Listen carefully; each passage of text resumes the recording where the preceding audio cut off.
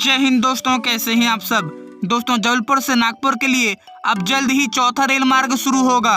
चौथे नए रेल मार्ग से जबलपुर से नागपुर तक की कितनी दूरी कम होगी, ये रेल मार्ग कब तक बनकर तैयार होगा, ये आप लोगों को बताएंगे। और इसके साथ ही आप लोगों को बताएंगे बालाघाट से लगातार उठ रही इंटरसिटी व ओवरनाइट ट्रेनों की मांगों के बारे में। ये सब कुछ आप लोगों को बताएंगे, लेकिन उससे पहले हमारे यूट्यूब चैनल को पहली बार देख रहे हो तो भी सब्सक्राइब जरूर कर लीजिएगा। चलिए वीडियो शुरू करते हैं।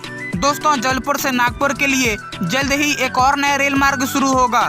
सतपुड़ा नैरोगेज अमान परिवर्तन योजना के तहत नैनपुर सिवनी छिंदवाड़ा के बीच ब्रॉडगेज का काम लगभग पूर्णता की ओर है। अभी सिवनी स्टेशन का निर्माण और उसके आसपास पटरी बिछाने का काम चल रहा है, जिसमें ट्रैक लिंकिंग का कार्य इसी माह पूरा करने का दक्षिण पूर्व मध्य रेलवे कवायद कर रहा है। इस रेल मार्ग के तैयार होते ही नागपुर के लिए चौथा रेल मार्ग जबलपुर से बन जाएगा, जिसके चलते महाराष्ट्र तक आवाजाही आसान होगी। जबलपुर से मंडला और बालाघाट के बाद सिवनी और छिंदवाड़ा भी ब्रॉडगेज से जुड़ जाएंगे। महाकौशल अंचल के इन 4 जिलों की आबादी के लिए जबलपुर का सफर आसान हो जाएगा।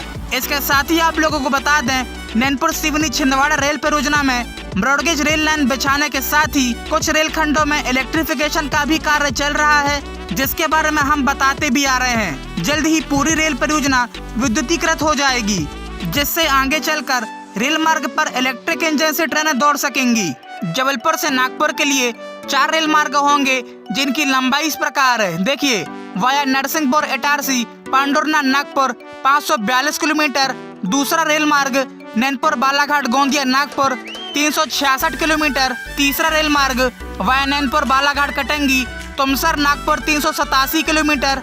और चौथा रेल मार्ग वाया नैनपुर सिवनी छिंदवाड़ा नागपुर 413 किलोमीटर। इन चारों रेल मार्ग से इतनी दूरी घटेगी और सस्ती होगी रेल यात्रा।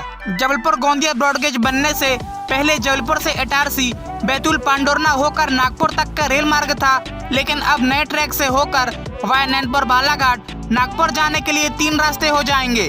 कटंगी टेरोडी के बीच नई ब्रॉडगेज लाइन बनने से बालाघाट से नागपुर सीधा जुड़ गया है।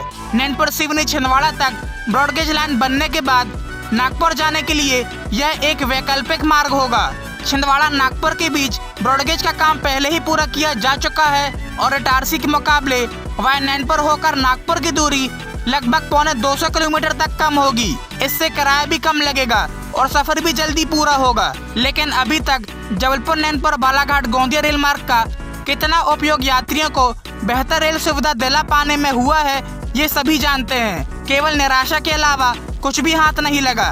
खैर, महाकौशल अंचल के 4 जिला मुख्यालय लंबे समय से रेल सुविधाओं से कटे हुए हैं। ब्रॉडगेज लाइन बनने के लिए वर्ष 2015 में नैरोगेज ट्रेनें बंद कर दी गई थी।